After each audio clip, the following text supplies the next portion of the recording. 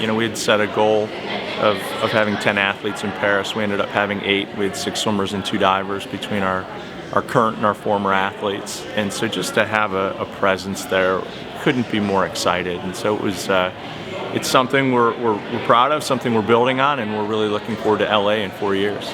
You know, I kind of have 2 thoughts with the question. One is, I kind of made a commitment to myself a long time ago that I was only going to work with the U.S. when I was presented with those opportunities, and so I've chosen not to go with some foreign NGBs, and no judgment to people who choose to do that, but just I love being part of the U.S. staff again when we have those opportunities. So I have full faith in our coaching staff's ability to help prepare. We've worked really well with some NGBs in the past. I'm proud of the fact that we've put a kid on every Canadian Olympic team since 2012, and we've got a nice group coming in, and we hope to keep that going through 2028.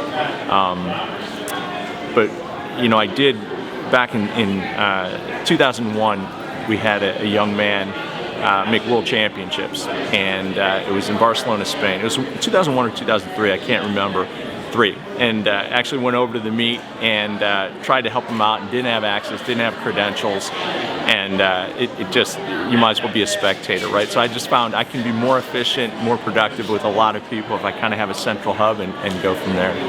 One of the cornerstones of our program is developing kids, and so we kind of meet them where they are, and some kids are going to be pretty raw. You look at a young man, Daniel Baltus. So Daniel Baltus semied at U.S. Olympic trials in the 50 freestyle. Daniel Baltus never swam a long course meet before he came to Ohio State. So, you talk about development, we're incredibly proud of that. You look at Evan Fentress, who's not that much different, right? Semied in the 100 butterfly. But then we have some other kids come in with U.S. national junior team experience, or maybe they've represented their own country at a European championships or European juniors. And so again, just the idea of meeting kids where they are. The priority shifts though, depending on where you are in the season or where you are in the quad. So the priority this spring and summer was most definitely on those kids that we're going over to represent the countries in Paris.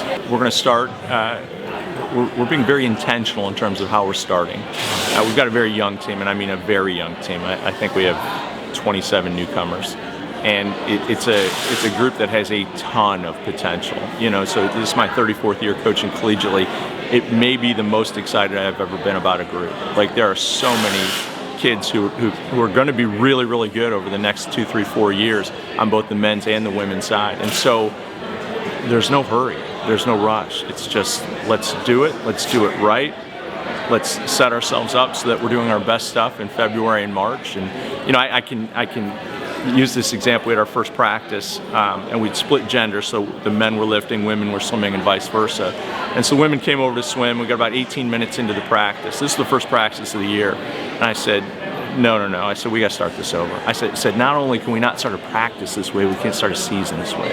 We've got to start it on the right foot. And so it wasn't yelling, screaming, upset, anything else. It was just, there's a right way, and we've got to do it that way, and we've got to do it that way all the time. And so, that was kind of the starting point for the season.